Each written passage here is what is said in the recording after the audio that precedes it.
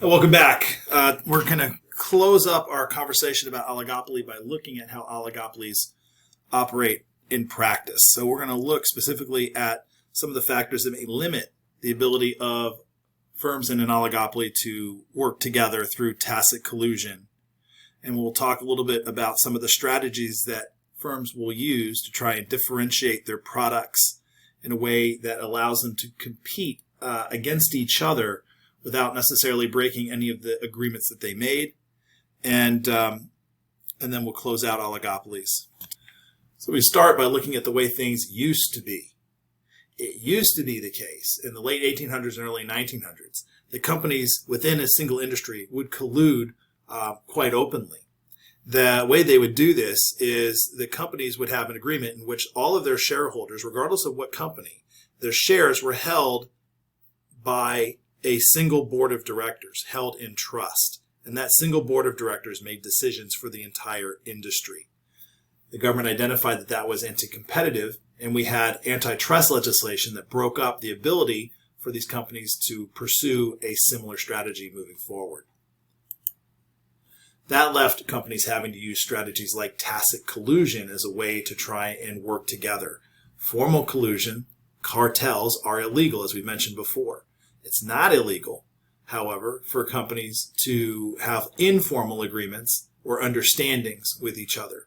It's tricky. Businesses can't get together and have a conversation that specifically says how they're going to compete or not compete with each other.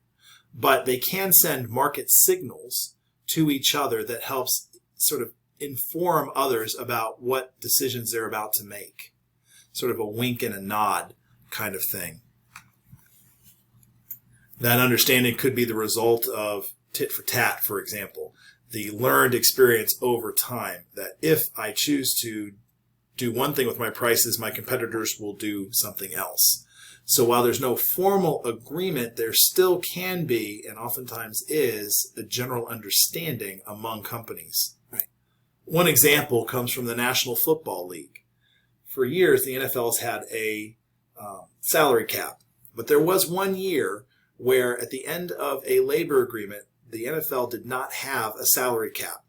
Teams could spend as much money as they wanted on their salaries for their players if they chose to. There was an understanding, however, amongst the teams that they didn't want salaries to rise, and so it was sort of an understanding that teams would not take advantage of this loophole and spend a lot of money on players.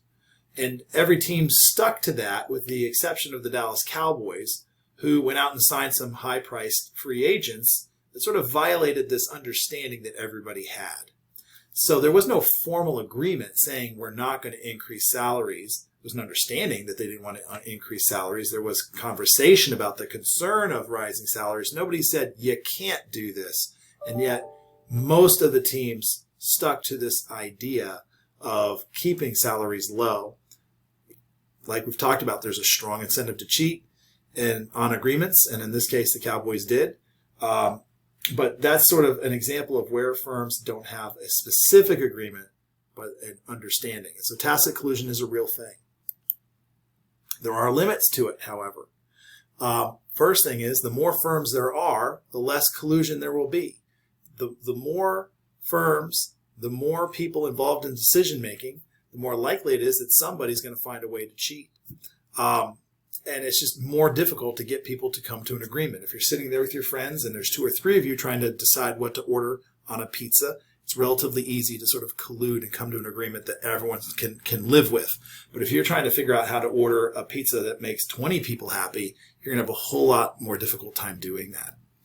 The more complex your products are, the less collusion there is. So, for example, Target and Walmart might want to collude. They're 2 of the largest retailers in the country, if not the world.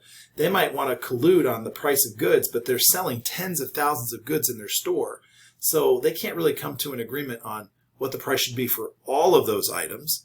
And so therefore, because it's so complex, because there are so many products being sold, it's almost impossible for them to have any sort of tacit or formal collusion on every product in their stores. And then finally, not every company agrees on the direction that the industry wants to go. Some firms might want to go in one direction, others might want to go in another. And so if there's different opinions on what's best for the industry, you're not going to have collusion. And if there's differences in opinion on who should be in charge, I mean, it's not always the case that the industry is evenly distributed. There might be one company that owns 50% of the market share, and so they get a bigger say, presumably, in where the direction that the industry is going to go. But these smaller players in the industry may not be happy about the fact that colluding is going to benefit their chief rival, and so maybe they choose not to. So to the extent that the industry cannot even agree on who should be the leader, who the leaders are, or in what direction they should go, there'll be less collusion.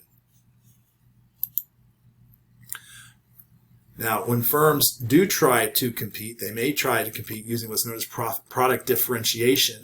We've talked about this a little bit, that the more different products are, the more you can act sort of as a monopolist and set a higher price. So the more differences exist or are perceived by consumers, the more power firms have to charge a higher price. If you think it's a little bit nicer, you are able to charge a higher price for it.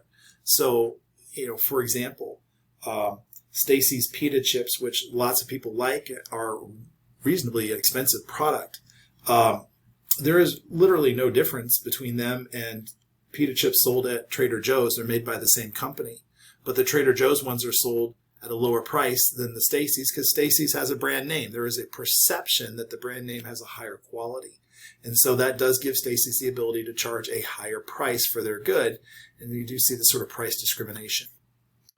Products can be differentiated based on their style or type or where they're available or their perceived or actual quality differences.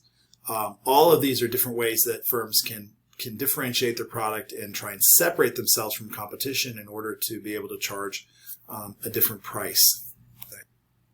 One example of that would be looking at the difference between a product like Motrin and Advil. These are advertised products that are sent or advertised to different groups of consumers, of different product segments. But at the end of the day, they're the exact same product. They are both ibuprofen. They have the same amount of active ingredient. The active ingredient is exactly the same. Really, the only difference between these two is the coating on the outside or the shape of the pill that may or may not make it easier for some people to swallow. But that's really the only difference. Or you might even throw in like a store brand ibuprofen, and that tends to be sold at a lower price than Advil. It's the same product. It's the same material. It's the same active ingredient. It may even be made by the same company. There's really no difference in terms of its ability to lower fever or deal with pain relief. It's just that one is advertised on television and one is not. One gets charged a higher price than the other. It's all about product differentiation, and it's about elasticity driving purchasing decisions. And companies know this, and that's why within oligopolies, they're going to try and compete by differentiating their products in order to be able to justify a higher price than their competitors.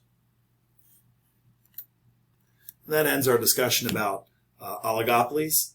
And so next time we meet, we'll begin looking more at the factor markets as we move forward in the course. Talk to you then.